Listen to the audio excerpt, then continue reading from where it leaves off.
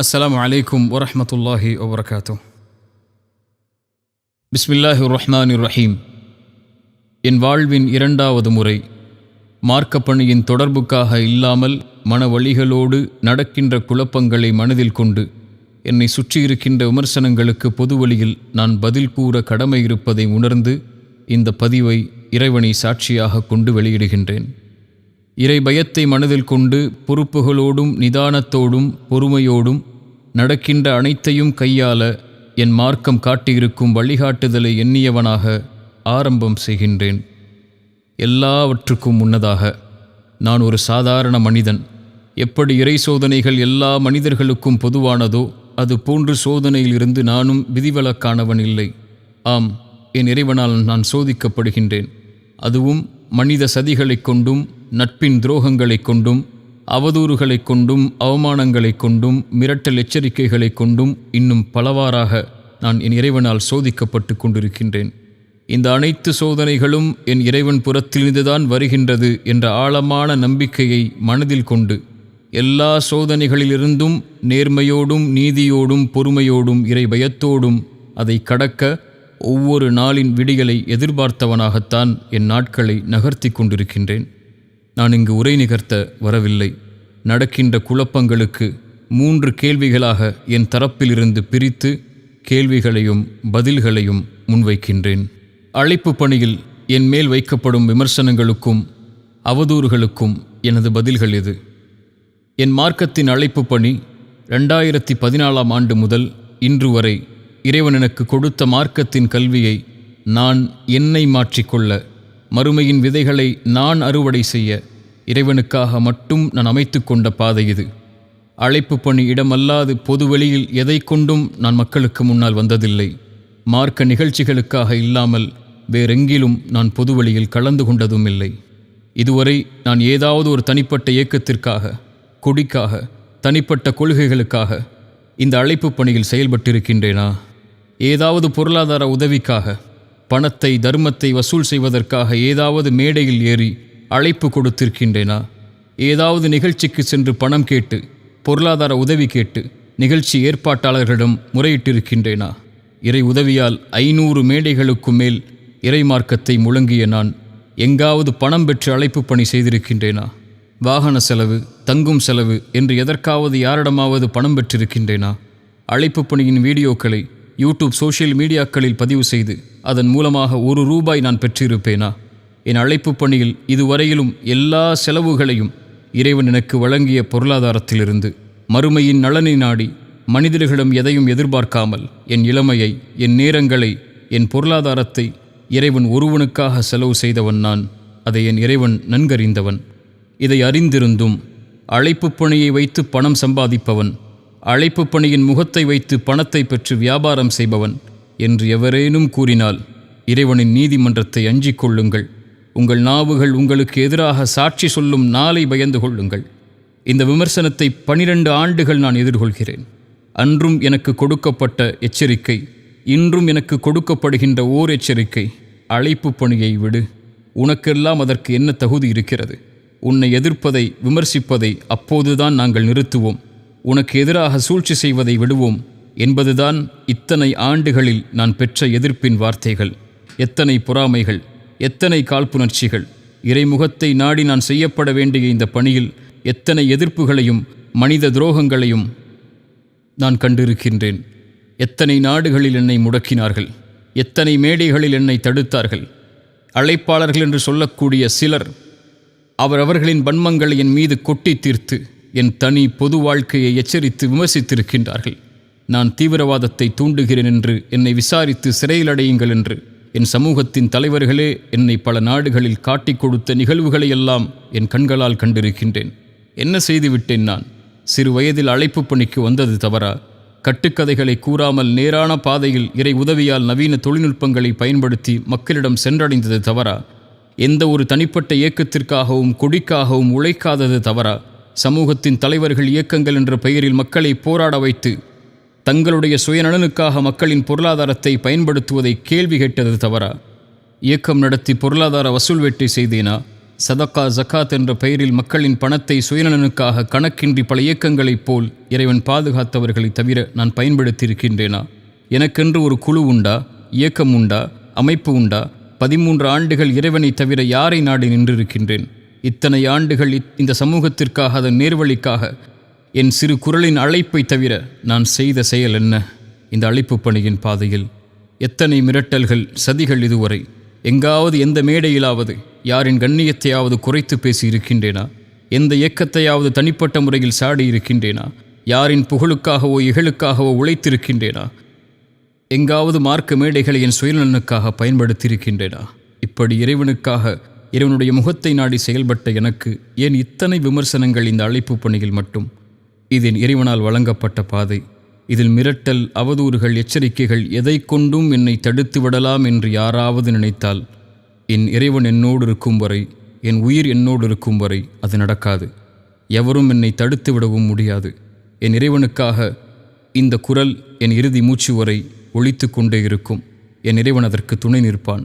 இதில் புகழ், கண்ணியம், அங்கீகாரம், மக்கள் கூட்டம், மக்களின் ஈர்ப்பு, மக்களுடைய எதிர்ப்பு, பொருளாதாரம் என எதுவும் எனக்கு தேவையில்லை, என் இறைவனின் அங்கீகாரத்தை தவிர. இரண்டாவது என் மீது வீசப்படும் விமர்சனம் என் தனிப்பட்ட குடும்ப வாழ்வை பற்றி. குடும்ப வாழ்க்கை என்பது பொதுவெளியில் பேசப்பட வேண்டிய அம்சமில்லை. நியாயங்களை மக்களிடம் முன்வைத்து கேட்பதற்கு இது ஒரு சமூக பிரச்சனையும் இல்லை. நாகரிகமற்று மற்றவர்களின் குடும்ப வாழ்க்கையை பொதுத்தளத்தில் விமர்சிக்கும் எந்த தகுதியும் இந்த சமூகத்தில் எவருக்கும் இல்லை.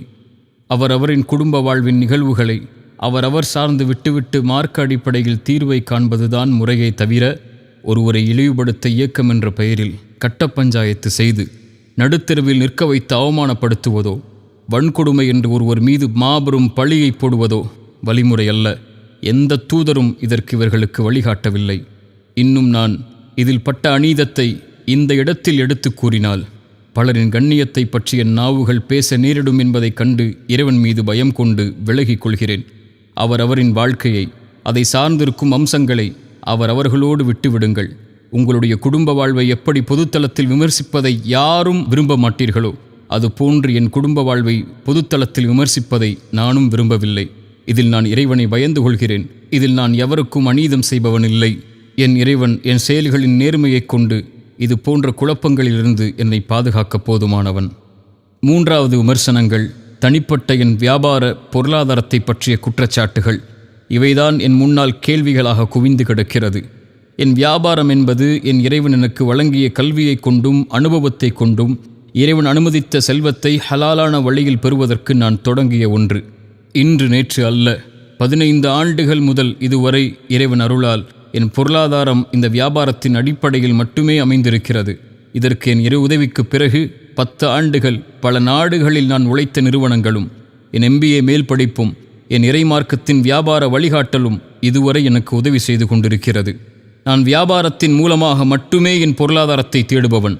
அழைப்பு பணியை முன்வைத்து அல்ல. அழைப்பு பணி என் நோக்கம், அது என் தொழில் அல்ல. வியாபாரமே என் தொழில். ஆனால் ஒரு அழைப்பாளன் எப்படி பணம் சம்பாதிக்க முடியும்? இவ்வளவு பெரிய வியாபாரங்களையும் நிறுவனங்களையும் ஒரு அழைப்பாளன் எப்படி நடத்தலாம் என்று என் முன்னால் அவதூறுகளின் கேள்விகளை முன்வைத்தால் இதற்கு நான் பதில் கூற வேண்டிய எந்த அவசியமும் எனக்கு இல்லை.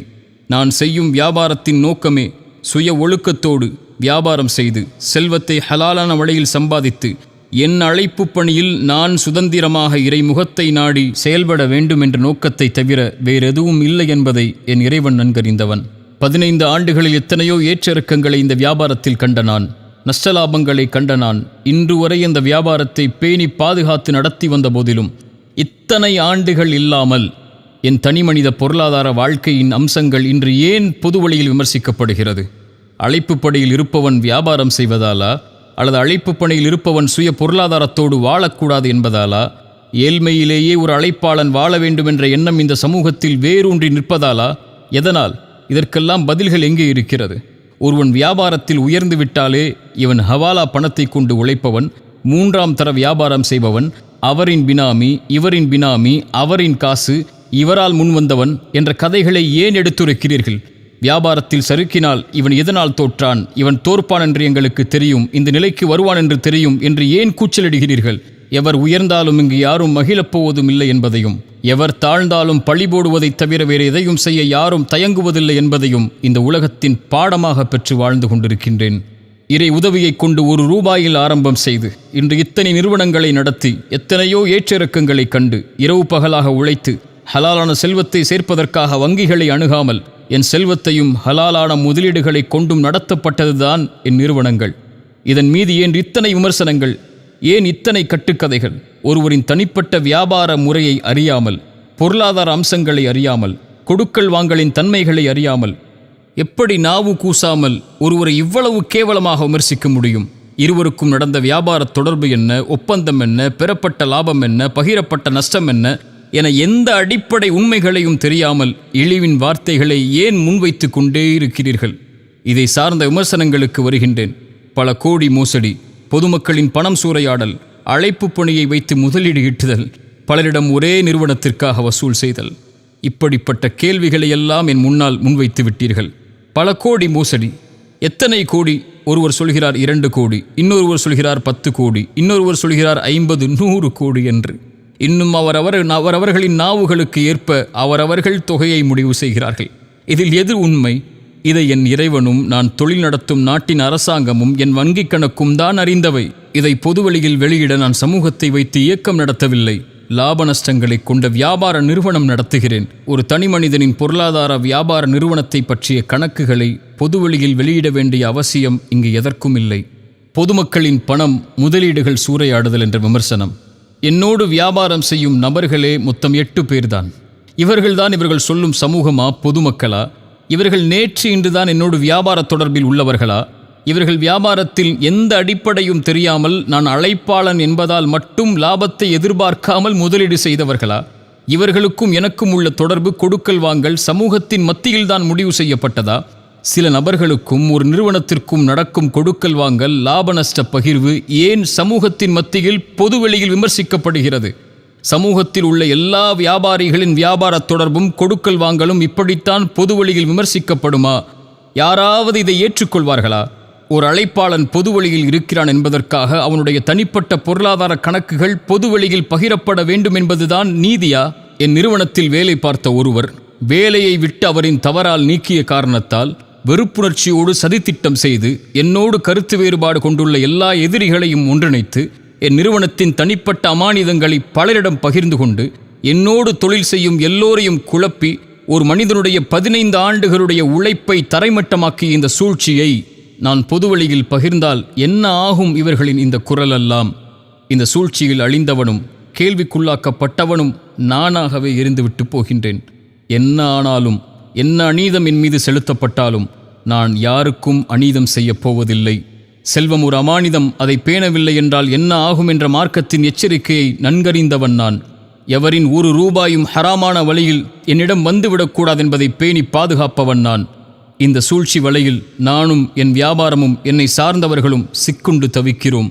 இருந்தாலும் அமானிதங்களை இறை பயத்தோடு கையாள வேண்டுமென்ற இறை பயத்தை மேலும் என் உள்ளத்தில் நான் பதிய வைக்கிறேன். இந்த நேரத்தில் இதன் வியாபாரத்தின் தோல்வி அல்ல, ஒரு சதியால் நான் சந்திக்கும் வீழ்ச்சி.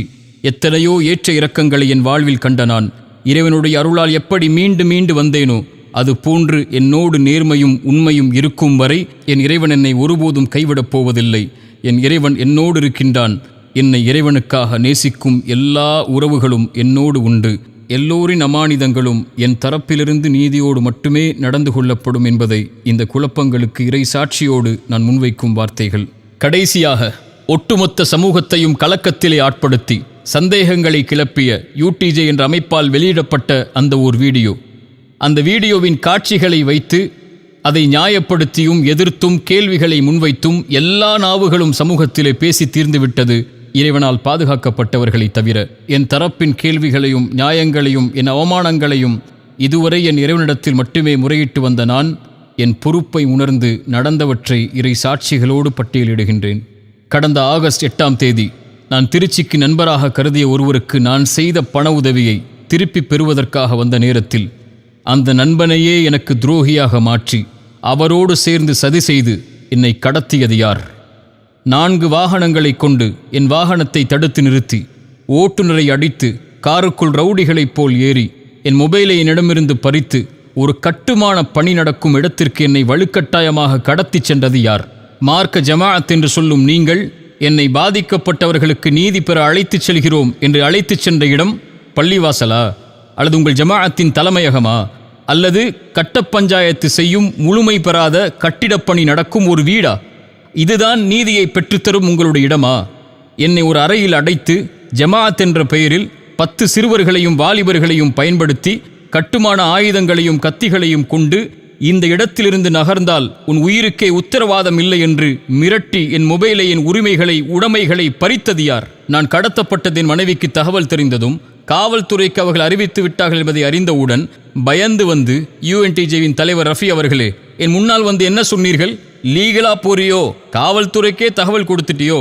நாங்க எவ்வளவு பெரிய ஜமாஅத் தெரியுமா இந்த ஊர்ல? காவல்துறை எங்களுக்கு வந்தால் சல்யூட் அடிக்கும். அவங்க வர்றதுக்குள்ள உன் கதியை என்ன ஆக்குறோன்னு பார் என்ன மிரட்டி என்னை தாக்குதலுக்கு உள்ளாக்கியது யார்? கட்ட பஞ்சாயத்து செய்ய உங்களின் நபர்கள் நீங்கள் கடத்தி சென்ற இடத்திற்கு வருகை தருவதற்கு முன்னால் காவல்துறைக்கு நீங்கள் கடத்திய சம்பவம் தெரிந்துவிட்டது, மாட்டி விடுவோம் என்ற பயத்தில் என் முன்னதாகவே வந்து தானாகவே 100க்கு கால் செய்வதைப் போல் கால் செய்து, இங்கு பிரச்சனை நடக்கிறது, இவரை அழைத்துச் சென்று விடுங்கள், நாங்கள் பாதுகாத்து இந்த பிரச்சனையிலிருந்து ஒப்படைக்கிறோம் என்று ஒரு நாடகத்தை அரங்கேற்றினீர்களே, மறந்து விட்டீர்களா?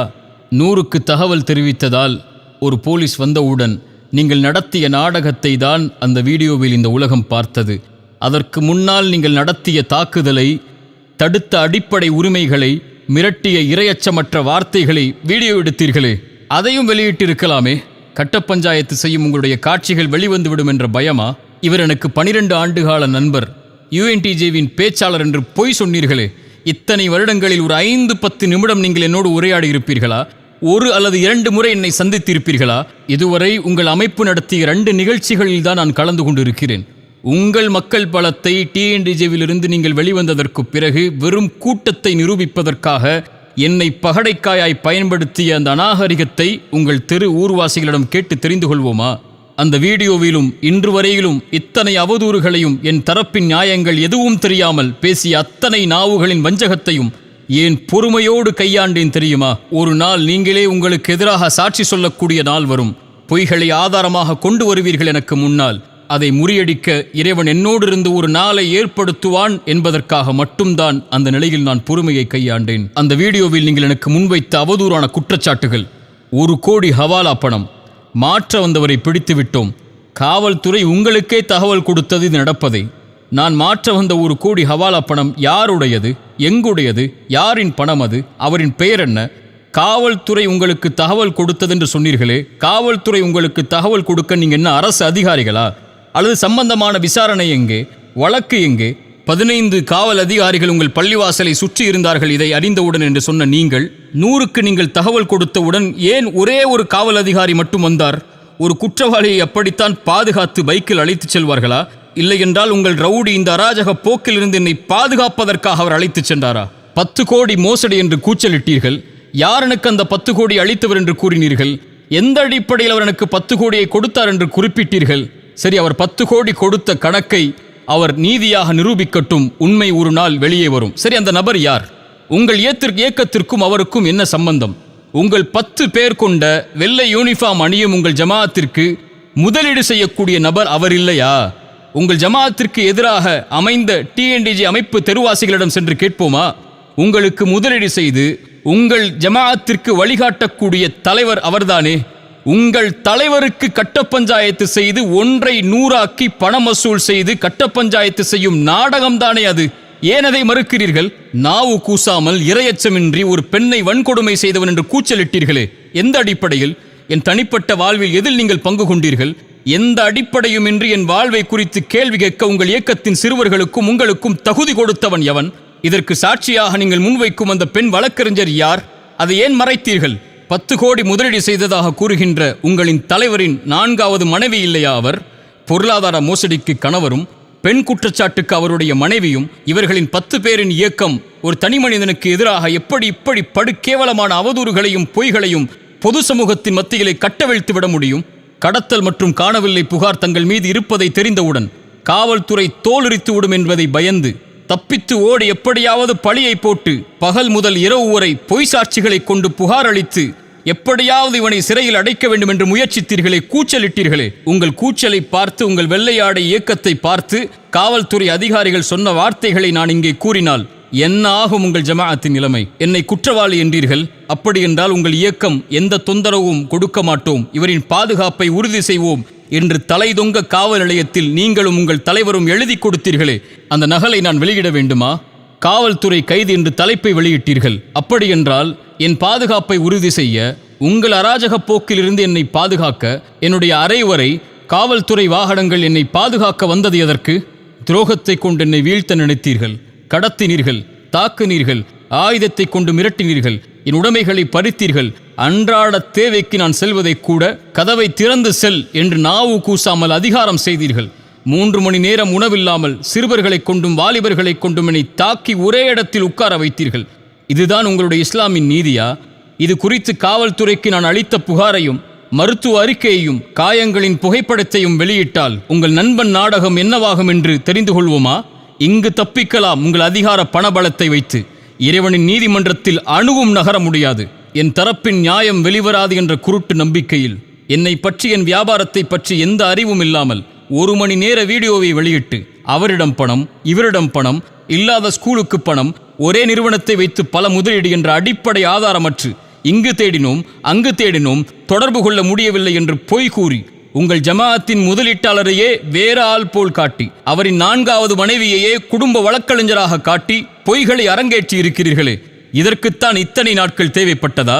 அவரிடம் பணம், இவரிடம் பணம், இத்தனை முதலீடு என்று 1 வாரமாக என்ன செய்வதென்று தெரியாமல் என்னோடு தொடர்பில் இருந்த எல்லோருடைய பட்டியலையும் வாங்கி, பணம் திருப்பி கொடுக்கப்பட்டவர்களின் பட்டியலையும், லாபங்களை வாங்கி கொண்டு என்னை விட்டு சென்று விட்டவர்களின் பட்டியலையும், எந்த வியாபார அறிவும் இல்லாமல், உடன்படிக்கைகளை பார்க்காமல், 2 தரப்பின் நியாயங்களை பார்க்காமல் ஒருவர் மீது பொருளாதார பழிபோட ஏன் இவ்வளவு போராடுகிறீர்கள்? சரி, என்னை விமர்சித்தீர்கள். சரி, என்னிடத்திலே உங்களுக்கு 1000 முரண்பாடுகள் இருக்கலாம். இதற்கு எல்லளவும் தொடர்பு இல்லாத ஒரு முசல்மாவாகிய என்னுடைய அன்பிற்குரிய மனைவியை ஹலாலான முறையில் திருமணம் செய்து வாழும் ஒரு பெண்ணை நாவு கூசாமல், நாவுகள் பேச தயங்கும் நரம்பில்லாத வார்த்தைகளை வெட்க உணர்வில்லாமல் நடுத்தரவில் வைத்து ஒரு கண்ணியத்திற்குரிய ஒரு பெண்ணை பேச உங்களுக்கு தகுதி கொடுத்தவன் எவன்? உங்கள் குடும்ப பெண்களுக்கு, பிள்ளைகளுக்கு முன்னால் இதே வார்த்தையை பயன்படுத்துவீர்களா? இப்படித்தான் இறை தூதர் உங்களுக்கு வழிகளை கற்றுக் கொடுத்தார்களா? ஒரு முசல்மாவாகிய ஒரு பெண்ணின் கண்ணியத்தை இறக்குவதற்கு உங்களுக்கு எவர் தகுதி கொடுத்தது? என் வீட்டிற்கு ஆள் அனுப்பி என் தந்தை தாயை மிரட்டி ஒரு ஒப்பந்தத்தில் கையெடுத்திடும் வரை வீட்டை விட்டு வெளியேற மாட்டோம் என்று உங்களின் தலைவரின் 4வது மனைவியையும் அடியாட்களையும் வைத்து வற்புறுத்தி கையெழுத்து ஒன்றை வாங்கிச் சென்றீர்களே, மறந்து விட்டீர்களா? அதை மறைத்துவிட்டு பேசுகிறீர்களா?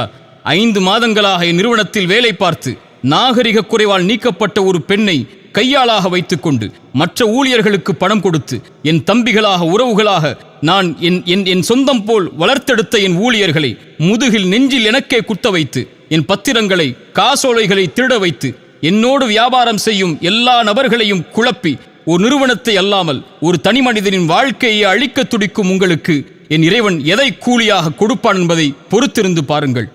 உங்களின் அரசியல் பணபலத்தை வைத்து எதையும் நிரூபித்து எனக்கு ஆதரவாக பேசும் எல்லோரையும் திருப்பும் முயற்சியில் கூட நீங்கள் வெற்றி பெற்று விடலாம். இறைவனிடத்தில் எப்படி தப்பிப்பீர்கள்? பொய் புகார்களை கொடுத்து, பொய்யான வழக்குகளை கொண்டு, அரசியல் பணம் விளையாட்டை வைத்துக்கொண்டு உங்கள் கடத்தல் தண்டனையை வேண்டுமானால் இந்த உலகத்திலிருந்து நீங்கள் தடுத்து விடலாம். இறைவனின் நீதிமன்றத்தில் எப்படி நீங்கள் தப்பிப்பீர்கள் என்பதை பயந்து கொள்ளுங்கள், பயந்து கொள்ளுங்கள். இது குறித்த அவதூறுகளில் 10, 50, 100 கோடி என்று எந்த கணக்குகளும் இல்லாமல், நாவின் நரம்பில்லாமல் ஒருவர் மீது பழி போடும் இந்த மிகப்பெரிய பழிச்சொல்லை பயந்து கொள்ளுங்கள், பயந்து கொள்ளுங்கள். ஒருவரின் கண்ணியத்தை அளிப்பதற்காக பெண் பொருளாதார குற்றச்சாட்டை கொடுத்தால் இறைவனால் கொடுக்கப்பட்ட கண்ணியத்தை உங்கள் கரத்தால் பறித்துவிட முடியும் என்ற இறை நம்பிக்கையின் அவாவை பயந்து கொள்ளுங்கள், பயந்து கொள்ளுங்கள். உங்கள் செல்வ ஆசைக்கு உங்கள் நஷ்டங்களை மறைக்க ஒருவரின் மானத்தை அடகு வைக்கும் இந்த முயற்சியை பயந்து கொள்ளுங்கள். இறுதியாக, நான் நேசிக்கும் என் சமூகத்திற்கு ஒரு செய்தியை கேள்விப்பட்டால் எந்த ஆராய்வும் செய்யாமல், 2 தரப்பின் எந்த நியாயங்களையும் அறியாமல், 2 தரப்பின் எந்த வாதங்கள் விவாதங்களையும் அறிந்து கொள்ளாமல் ஒரு தரப்பை நியாயப்படுத்தி இன்னொரு தரப்பை மரணிக்க செய்து விடாதீர்கள். இறைவன் அதைத்தான் நமக்கு அறிவுரையாக சொல்கிறான். எந்த ஒரு அறிவும் இல்லாமல் எந்த ஒன்றையும் வெளிப்படுத்தாதீர்கள் என்று. இறைத்தூதர் சொன்னார்கள், கேட்பதையெல்லாம் மக்களிடத்திலே பகிர்ந்து கொள்பவன் பொய்யன் என்று. இறை நம்பிக்கை கொண்ட ஒரு அடியாருடைய பண்பை இறைமறை சொல்லுகிறது. ஒரு இறை நம்பிக்கையாளனை பற்றி அவதூறோ தவறான செய்தியோ வந்தால் அவர் அதை செய்திருக்க மாட்டார், அது மிகப்பெரிய அவதூறாகத்தான் இருக்கும் என்று தங்களின் மீது நல்லெண்ணம் கொள்வார்கள் என்று இறைமறை சொல்கிறது. தன் சகோதரன் மீது நல்லெண்ணம் கொள்வதை தன் மீது நல்லெண்ணம் கொள்ளக்கூடிய காட்சியாக இறைமறை நமக்கு அறிமுகப்படுத்துகிறது. யாரை பற்றியும் பேசாதீர்கள், யாருடைய கண்ணியத்தை பற்றியும் பேசுவதற்கு நமக்கு தகுதி இல்லை. யாரையும் அவமானப்படுத்துவதற்கோ யாரையும் குறை காண்பதற்கோ யாருக்கும் தீர்ப்பளிப்பதற்கோ நாம் உரிமையாளர்கள் அல்ல. எத்தனையோ தீர்ப்புகள் எனக்கு எதிராக அளிக்கப்பட்டு விட்டது. எத்தனையோ என் கண்ணியத்தை இழிகுலைக்கக்கூடிய செயல்களை பலர் இந்த சமூகத்திலே செய்து விட்டார்கள். இறைவனிடத்தில் இவை எல்லாவற்றையும் ஒப்படைக்கிறேன்.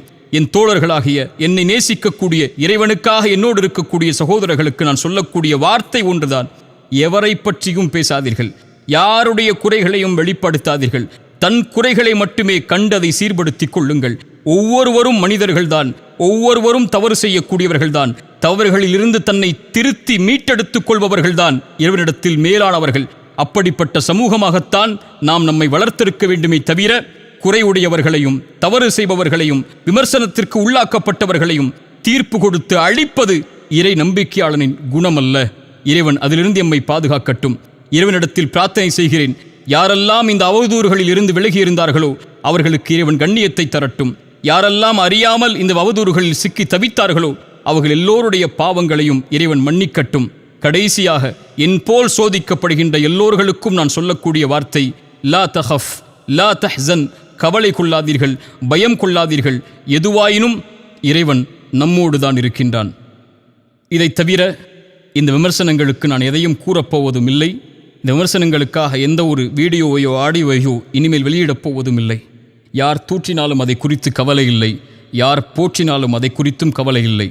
எவரின் அங்கீகாரத்தை கொண்டும் இந்த சமூகத்திற்காக நான் உழைக்கவில்லை, என் இறைவனின் அங்கீகாரத்தை தவிர. இறைத்தூதரின் வார்த்தையை எனக்கே முன்வைக்கிறேன். இறைவா, இந்த ஒட்டுமொத்த சமூகமும் என்னை புறக்கணித்தாலும் நீ என்னோடு இருக்கும் வரை எதை குறித்தும் எனக்கு கவலை இல்லை. மேலும் அபூதர்தாவின் வார்த்தைகளை இந்த சமயத்திலே கூறிக்கொள்கிறேன். ஒருவேளை என் மானத்தை உங்களுக்கு முன்னால் கடன் கொடுக்கிறேன். வறுமையின் நாள் வரும், பேசுங்கள், எதை வேண்டுமானாலும் அது நன்மைகளாக திருப்பி வரும் என்ற நம்பிக்கையில் நான் பயணிக்கிறேன். இதை தவிர எந்த ஒரு ஆடியோவோ வீடியோவோ என் சார்பாக இந்த குழப்பங்களுக்கு வெளியிடப்படவில்லை. வெளியிடப்பட்டதாக சொல்லப்படுகின்ற எத்தனையோ ஆடியோக்கள் இதற்கு முன்னதாக பேசப்பட்டவை. இறைவன் எல்லாவற்றையும் நன்கறிந்தவன். எல்லா பிழைகளையும் இறைவன் மன்னிக்கப் போதுமானவன். எல்லா குறைகளையும் மறைக்கப் போதுமானவன். எல்லோர்களுக்கும் இறைவன் நேர்வழி காட்டி எல்லோர்களுடைய செயல்களையும் இறைவன் அங்கீகரிக்கட்டும். அஸ்ஸலாமு அலைக்கும் வரஹ்மத்துல்லாஹி வபரகாத்துஹு.